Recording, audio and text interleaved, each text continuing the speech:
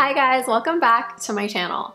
Since my Trichology consultation, I received a lot of questions from you guys about the new treatment plan that I'm now on, as well as just the overall conclusions from the consult. Now I know it's a tad bit long, but all of the recommendations along with their overall findings can be found at the end of the video.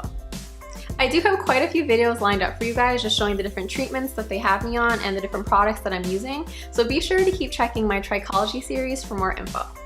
Now, part of my consultation included some really important educational information that I think is worth sharing with you guys. So here are the most important takeaways from my Trichology visit, information that doesn't just apply to me but applies to everyone. But before we get to the video, be sure to click that subscribe button if you haven't already so that you can join me on this journey and see more videos like this. And feel free to connect with me on Instagram at LilaK. Whether it's to ask me a question, drop me a comment, or if you have video requests, I absolutely love hearing from you guys. All right, let's get to it.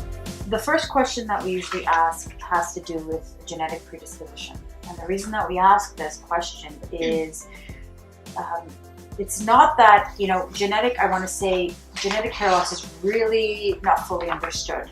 But I think we're really prone to saying, DHT is a big factor, androgenetic alopecia. That's part of it. Yeah. But if it was just DHT, then a man who had androgenetic alopecia could take something like finasteride or Propecia and use minoxidil, and we'd have a success rate of at least 80%. Right. But the fact is, maybe 30–40% of men achieve successful results by taking a DHT inhibitor. Okay. And what that tells us is that really, even though genetics is important, it's not the whole picture. Right. We ask about a genetic predisposition because genetics sort of form the foundation on which everything else stems from. Right. So if your genes are good, so if your parents had great hair, your grandparents and so on had wonderful hair, didn't have hair loss issues, right, you would now be going into the world with a better defense system. Yeah. Every time you went through a stressful scenario, like you did 4 years ago, a physiological change, a hormonal change, you would be more resilient to that change. You would go through telogen effluvium, more than likely, but you would bounce back from that much more quickly. Okay. If you have genetic predisposition to hair loss, you lose a little bit more hair than that person who doesn't, and you don't bounce back from it in the same way. Styling, coloring, brushing does not cause hair loss. It damages the hair shaft, absolutely. If you're straightening your hair every day, it's going to damage the hair. Right. Is it going to accelerate the thinning from the root? No.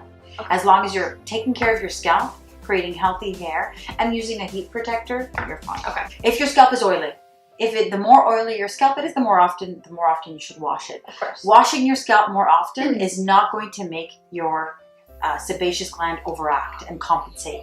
It's going to control the amount of oil that you're producing. Okay. If you're using the right products, over time shrinking that sebaceous gland as well. So when we do the tricho test, I'll show you, when we go over the levels, I'll show you exactly what that means. Okay. But in general, everybody that has hair loss is producing a little bit more oil. Okay. Yeah. One goes with the other. And the reason for that is oil is triggered by hormonal changes. Oil production. Oil is antibacterial, antimicrobial. So when their body goes through a hormonal change, we produce more oil as a defense mechanism. Okay. Oil is also very acidic and very waxy. So it doesn't have some magic ingredients that creates healthy hair and healthy scalp. It's really there just to fight off bacteria. Got it. As that wax accumulates on the scalp and around the hair bulb, it clogs the follicle funnel. Okay. So it doesn't cause hair loss. It's a byproduct of hair loss, and it'll accelerate your thinning. Okay. If you're oily and you're going longer between washes, your hair will thin out faster. Okay.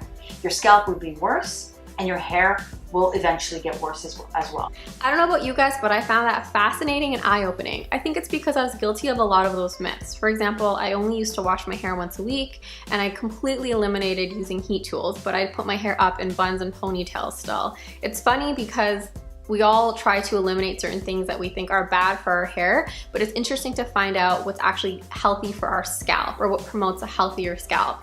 Of course, if you guys have any questions, drop me a comment or email. And if you'd like to book an appointment with Truly You, let me know and I'll gladly put you in contact with them. Until my next video, see ya!